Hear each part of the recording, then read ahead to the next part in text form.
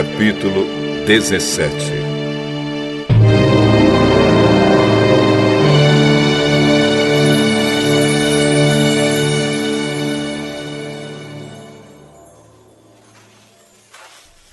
O povo de Israel saiu do deserto de Sim, caminhando de um lugar para outro, de acordo com as ordens de Deus, o Senhor. Eles acamparam em Refidim, mas ali não havia água para beber. Então reclamaram: Dê-nos água para beber, Moisés. Por que vocês estão reclamando? Por que estão pondo o Senhor à prova? Mas o povo estava com muita sede e continuava reclamando e gritando contra Moisés. Por que você nos tirou do Egito? Será que foi para nos matar de sede a nós, aos nossos filhos e às nossas ovelhas e cabras? Então Moisés clamou, pedindo a ajuda de Deus, o Senhor. Ele disse: O que é que eu faço com este povo? Mais um pouco e eles vão querer me matar a pedradas. O Senhor disse a Moisés: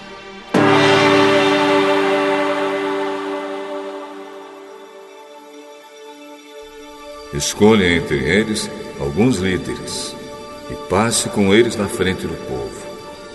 Leve também o bastão com o qual você bateu no rio Nilo.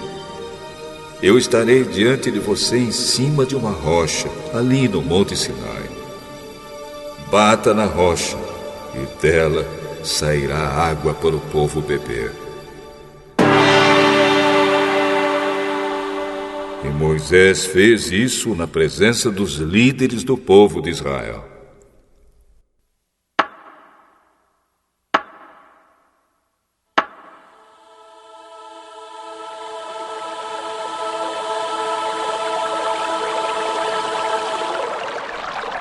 Então deram àquele lugar os nomes de Massá e de Meribá, onde os israelitas reclamaram contra Moisés e puseram o Senhor à prova, perguntando: O Senhor está com a gente ou não? O Senhor está com a gente ou não? Está com a gente?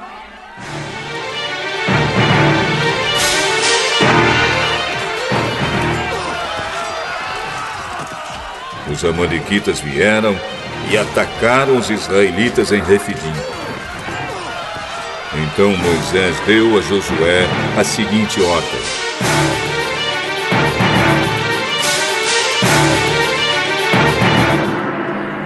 Escolha alguns homens e amanhã cedo vá com eles lutar por nós contra os amalequitas. Eu ficarei no alto do monte, segurando o bastão de Deus.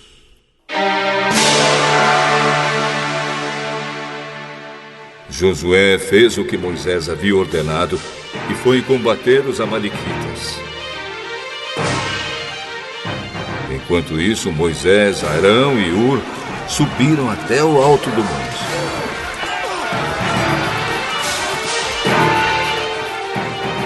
Quando Moisés ficava com os braços levantados, os israelitas venciam. Porém, quando ele abaixava os braços,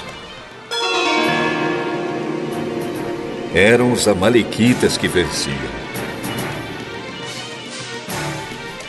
Quando os braços de Moisés ficaram cansados, Arão e Hur pegaram uma pedra e a puseram perto dele para que Moisés se sentasse. E os dois, um de cada lado, seguravam os braços de Moisés. Desse modo, seus braços ficaram levantados até o pôr do sol. E assim Josué derrotou completamente os amalequitas. Então o Senhor Deus disse a Moisés: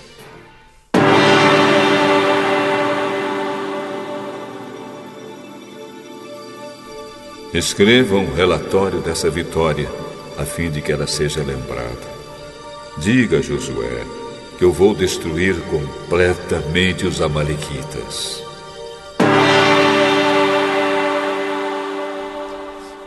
Moisés construiu um altar e lhe deu o seguinte nome: O Senhor Deus é a minha bandeira.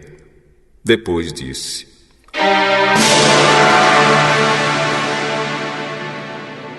Segurem bem alto a bandeira do Senhor.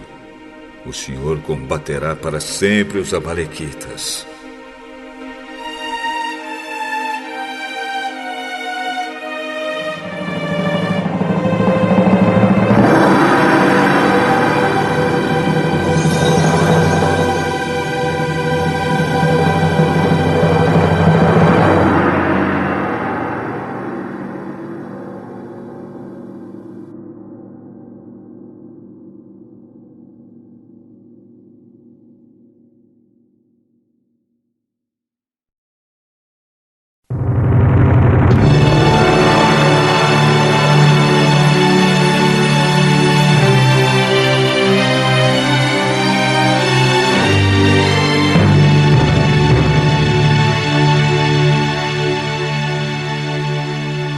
Capítulo 18.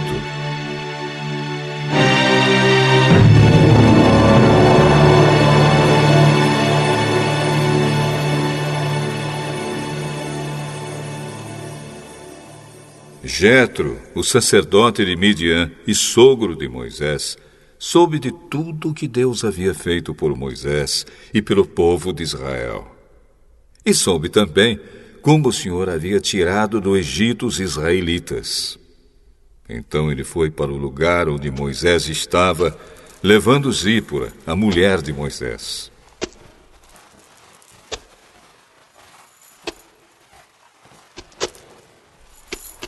Moisés havia mandado Zípora e os 2 filhos dela para a casa de Jetro. O nome de um deles era Gerson, pois Moisés tinha dito: Sou hóspede em terra estrangeira. O nome do outro era Eliezer, pois Moisés tinha dito: O Deus do meu pai me ajudou e não deixou que eu fosse morto pelo rei do Egito.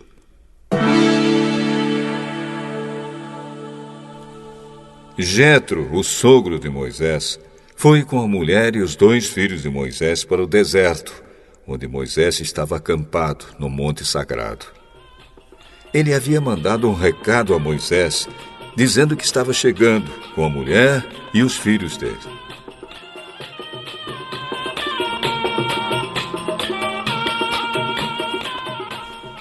Então Moisés saiu para se encontrar com Jetro, curvou-se em sinal de respeito e o beijou. Cada um perguntou ao outro se ia bem de saúde, e depois eles entraram na barraca de Moisés.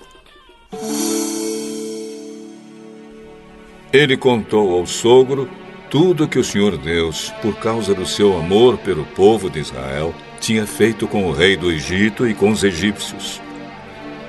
Falou também a respeito das dificuldades que o povo havia tido no caminho e como o Senhor os havia socorrido. Jetro ficou muito contente com tudo que o Senhor havia feito pelo povo de Israel, tirando-o do Egito. E disse: Louvado seja o Senhor Deus, que libertou vocês das mãos dos egípcios e do seu rei. Agora sei que o Senhor é mais poderoso do que todos os deuses, pois livrou os israelitas do poder dos egípcios, quando eles os trataram com tanto desprezo. Em seguida, Jetro trouxe uma oferta para ser completamente queimada e animais para serem mortos como sacrifício a Deus. Arão e todos os líderes do povo de Israel foram com ele para comer a refeição sagrada.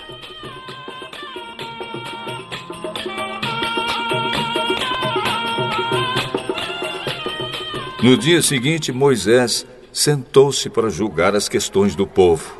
E ficou ocupado, desde a manhã até a noite. Quando Jetro viu tudo o que Moisés estava fazendo, perguntou: Por que você está agindo assim? Por que está resolvendo sozinho os problemas do povo, com todas essas pessoas em pé ao seu redor, desde a manhã até a noite?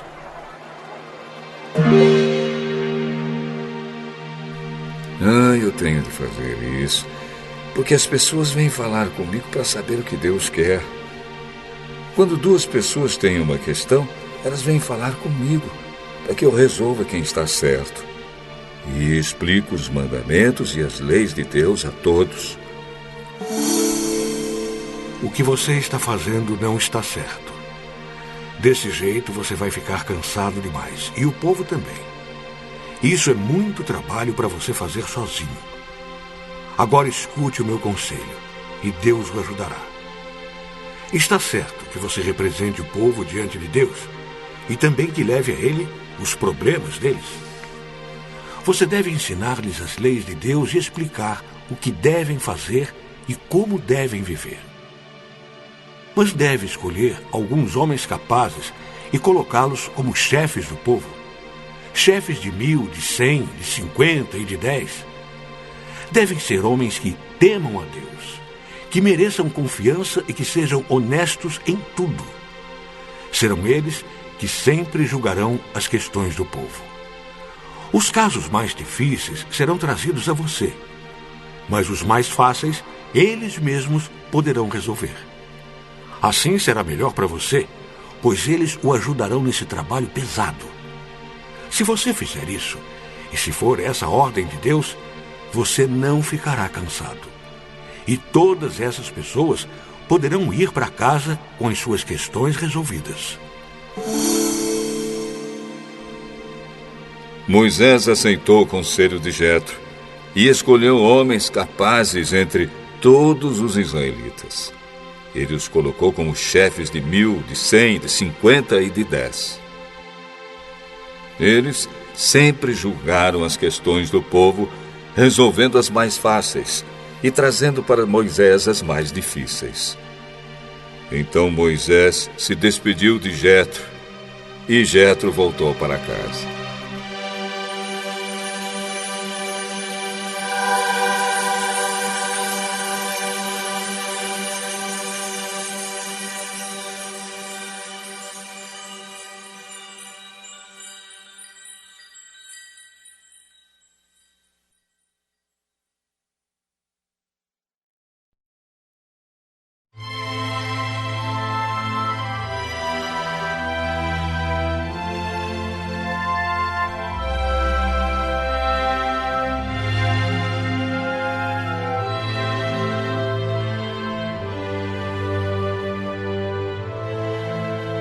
Capítulo 14. Faltavam 2 dias para a festa da Páscoa e a festa dos pães sem fermento. Os chefes dos sacerdotes e os mestres da lei procuravam um jeito de prender Jesus em segredo e matá-lo. Eles diziam: não vamos fazer isso durante a festa, para não haver uma revolta no meio do povo.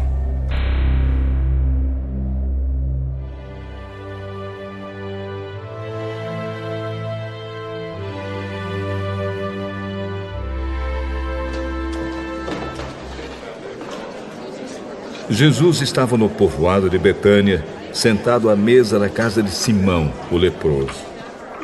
Então uma mulher chegou com um frasco feito de alabastro, cheio de perfume de nardo puro, muito caro. Ela quebrou o gargalo do frasco e derramou perfume na cabeça de Jesus. Alguns que estavam ali ficaram zangados e disseram uns aos outros: Que desperdício! Esse perfume poderia ter sido vendido por mais de 300 moedas de prata que poderiam ser dadas aos pobres. Eles criticavam a mulher com dureza, mas Jesus disse: Deixem esta mulher em paz. Por que é que vocês a estão aborrecendo? Ela fez para mim uma coisa muito boa, pois os pobres estarão sempre com vocês, e em qualquer ocasião que vocês quiserem, poderão ajudá-los. Mas eu não estarei sempre com vocês. Ela fez tudo o que pôde, pois antes da minha morte veio perfumar o meu corpo para o meu sepultamento. Eu afirmo a vocês que isto é verdade. Em qualquer lugar do mundo onde o Evangelho for anunciado, será contado o que ela fez, e ela será lembrada.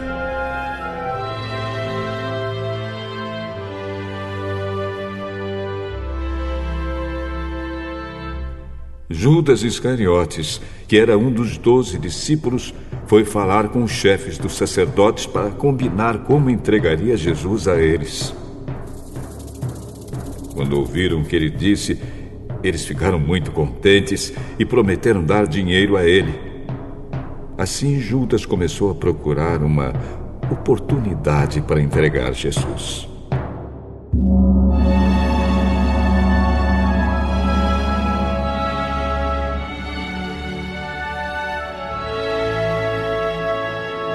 No primeiro dia da festa dos pães sem fermento, em que os judeus matavam carneirinhos para a Páscoa, os discípulos perguntaram a Jesus: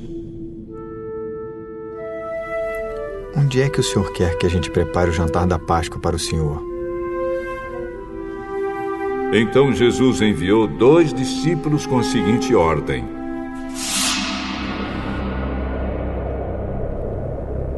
Vão até a cidade. Lá irá se encontrar com vocês um homem que estará carregando um pote de água. Vão atrás desse homem e digam ao dono da casa em que ele entrar que o mestre manda perguntar: onde fica a sala em que eu e os meus discípulos vamos comer o jantar da Páscoa? Então ele mostrará a vocês no andar de cima uma sala grande, mobiliada e arrumada para o jantar. Preparem ali tudo para nós.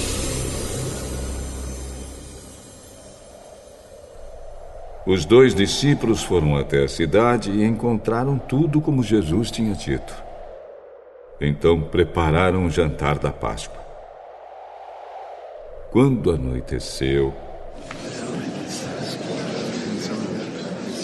Jesus chegou com os 12 discípulos.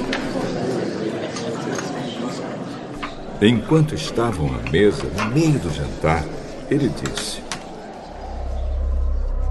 Eu afirmo a vocês que isto é verdade. Um de vocês, que está comendo comigo, vai me trair. Eles ficaram tristes e um por um começaram a perguntar: O Senhor não está achando que sou eu, está? Sou eu?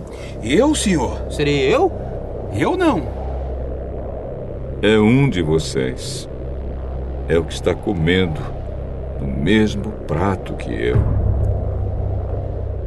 Pois o Filho do Homem vai morrer da maneira como dizem as Escrituras Sagradas. Mas ai daquele que está traindo o Filho do Homem. Seria melhor para ele nunca ter nascido.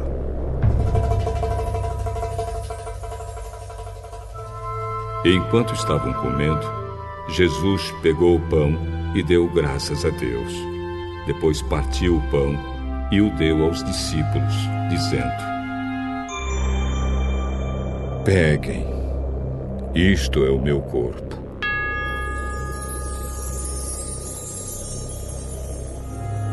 Em seguida, pegou o cálice de vinho e agradeceu a Deus.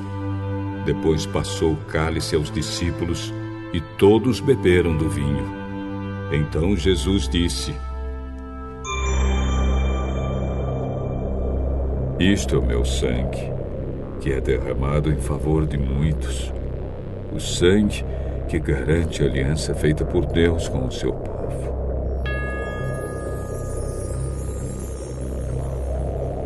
Eu afirmo a vocês que isto é verdade. Nunca mais beberei deste vinho, até o dia em que beber com vocês um vinho novo no reino de Deus.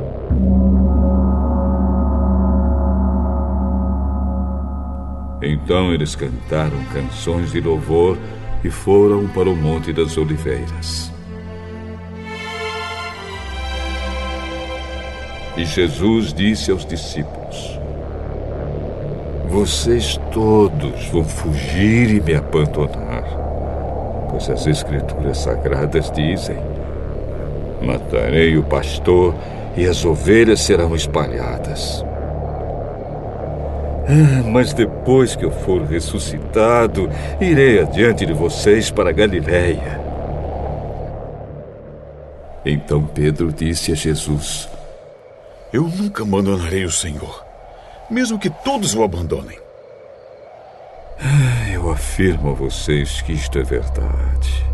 Nesta mesma noite, antes que o galo cante 2 vezes, você dirá 3 vezes que não me conhece. Eu nunca vou dizer que não o conheço, mesmo que eu tenha que morrer com o Senhor. E todos os outros discípulos disseram a mesma coisa.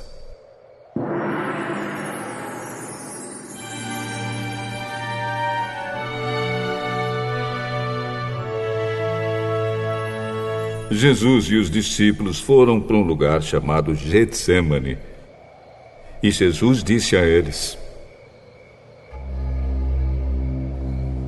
sentem-se aqui, enquanto eu vou orar. Então Jesus foi, levando consigo Pedro, Tiago e João. Aí ele começou a sentir uma grande tristeza e aflição, e disse a eles: a tristeza que estou sentindo é tão grande que é capaz de me matar. Fiquem aqui vigiando. Ele foi um pouco mais adiante, ajoelhou-se, encostou o rosto no chão e pediu a Deus que, se possível, afastasse dele aquela hora de sofrimento. Ele orava assim: Pai, meu Pai, Tu podes fazer todas as coisas. Afasta de mim este cálice de sofrimento.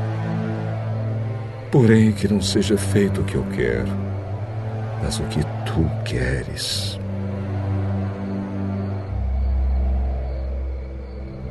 Depois voltou e encontrou os 3 discípulos dormindo. Então disse a Pedro: Simão, você está dormindo. Será que não pode vigiar nem 1 hora? Vigiem e orem para que não sejam tentados. É fácil querer resistir à tentação. O difícil mesmo é conseguir. Jesus foi outra vez e orou, dizendo as mesmas palavras. Em seguida, voltou ao lugar onde os discípulos estavam e os encontrou de novo dormindo. Eles estavam com muito sono e não conseguiam ficar com os olhos abertos. E não sabiam o que responder a Jesus. Quando voltou pela 3ª vez, Jesus perguntou: Vocês ainda estão dormindo e descansando? Basta! Chegou a hora e o Filho do Homem está sendo entregue nas mãos dos maus. Levantem-se e vamos embora. Vejam, aí vem chegando o homem que está me traindo. Jesus ainda estava falando quando chegou Judas, um dos 12 discípulos. Vinha com ele uma multidão armada com espadas e porretes que tinha sido mandada pelos chefes dos sacerdotes, pelos mestres da lei e pelos líderes judeus. O traidor tinha combinado com eles um sinal. Ele tinha dito: prendam e levem bem seguro o homem que o beijar, pois é ele. Assim, logo que ele chegou perto de Jesus, disse: Mestre. E o beijou.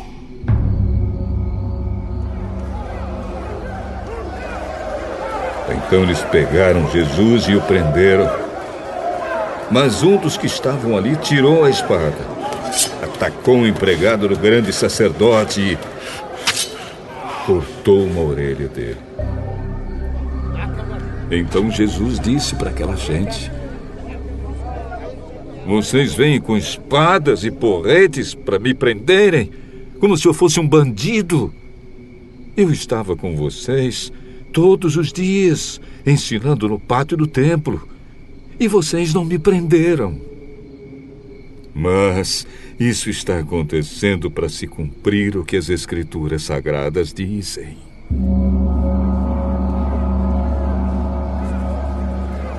Então todos os discípulos abandonaram Jesus e fugiram. Um jovem, enrolado num lençol, seguia Jesus. Alguns tentaram prendê-lo, mas ele largou o lençol e fugiu nu. Em seguida, levaram Jesus até a casa do grande sacerdote, onde estavam reunidos os chefes dos sacerdotes, alguns líderes dos judeus e alguns mestres da lei. Pedro seguiu Jesus de longe e entrou no pátio da casa do grande sacerdote. Ele sentou-se perto do fogo, com os guardas, para se esquentar. Os chefes dos sacerdotes e todo o conselho superior estavam procurando encontrar alguma acusação contra Jesus a fim de o condenarem à morte. Mas não conseguiram nenhuma. Muitos diziam mentiras contra ele, mas as suas histórias não combinavam umas com as outras. Alguns se levantaram e acusaram Jesus com mentiras. Nós ouvimos quando ele disse: vou destruir esse templo que foi construído por seres humanos, e em 3 dias levantarei outro que não será construído por seres humanos. Mesmo assim, as suas histórias não combinavam umas com as outras. Aí o grande sacerdote se levantou no meio de todos e perguntou a Jesus: Você não vai se defender dessa acusação? Mas Jesus ficou calado e não respondeu nada. Então o grande sacerdote tornou a perguntar: Você é o Messias, o Filho do Deus bendito? Sou. E vocês verão o Filho do Homem sentado do lado direito do Deus Todo-Poderoso e descendo com as nuvens do céu. Aí o grande sacerdote rasgou as suas próprias roupas e disse: Não precisamos mais de testemunhas. Vocês ouviram essa blasfêmia contra Deus. Então, o que resolvem? Todos estavam contra Jesus. E aí o condenaram à morte. Então alguns começaram a cuspir nele, cobriam o rosto dele, davam bofetadas nele e perguntavam: Quem foi que bateu em você, hein? Adivinhe. E também os guardas o pegaram e lhe deram bofetadas.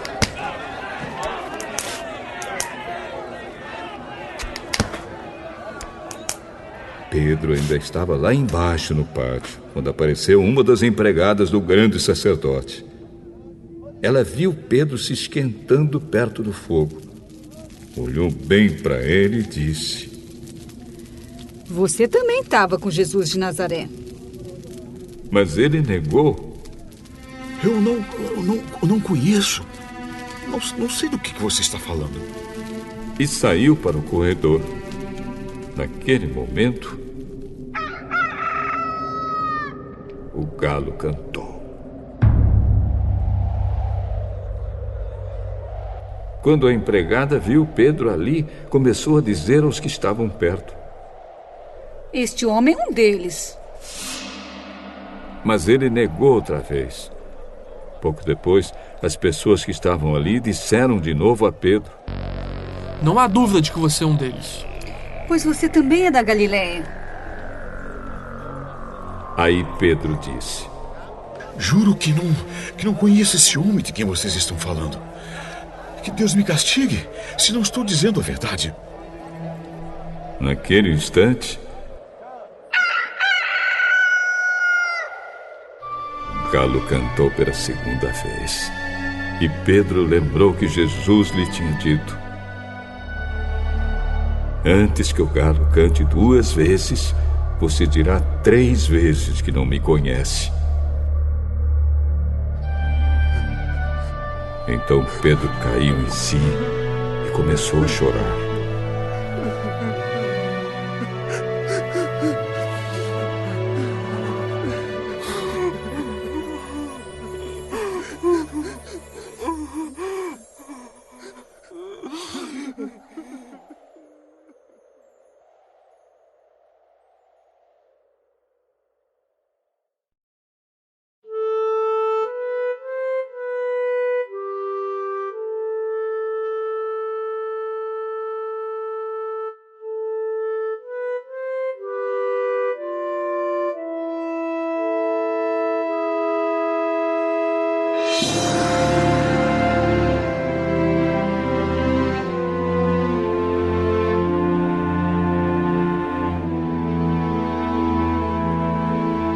Salmo 34.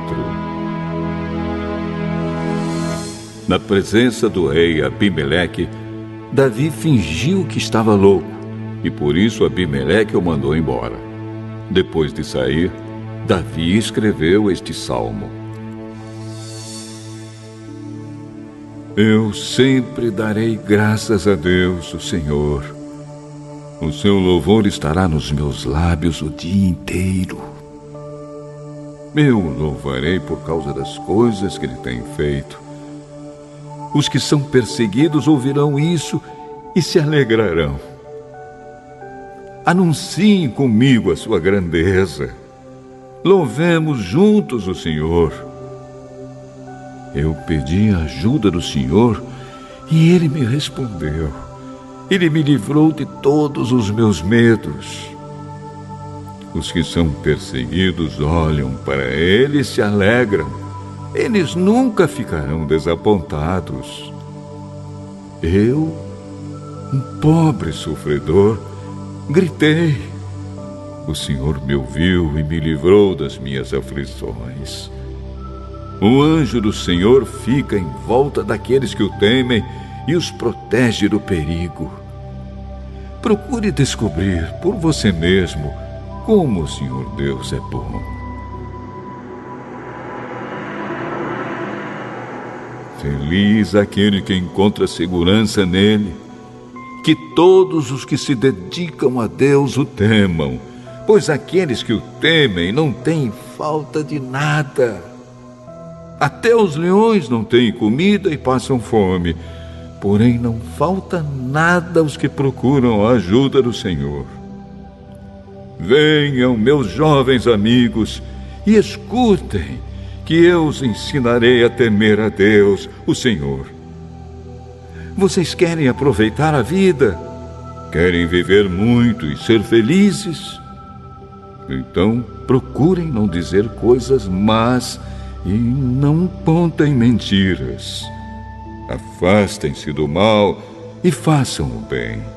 Procurem a paz e façam tudo para alcançá-la. Deus cuida das pessoas honestas e ouve os seus pedidos. Mas Ele é contra os que fazem o mal. E assim, quando morrem, eles são logo esquecidos. Quando as pessoas honestas chamam o Senhor, Ele as ouve e as livra de todas as suas aflições. Ele fica perto dos que estão desanimados e salva os que perderam a esperança. Os bons passam por muitas aflições, mas o Senhor os livra de todas elas. Ele os protege completamente. Nenhum dos seus ossos é quebrado. Os maus serão mortos por causa das suas maldades. Aqueles que odeiam os bons serão castigados. O Senhor Deus salva a vida dos seus servos. Aqueles que procuram a sua proteção não serão condenados.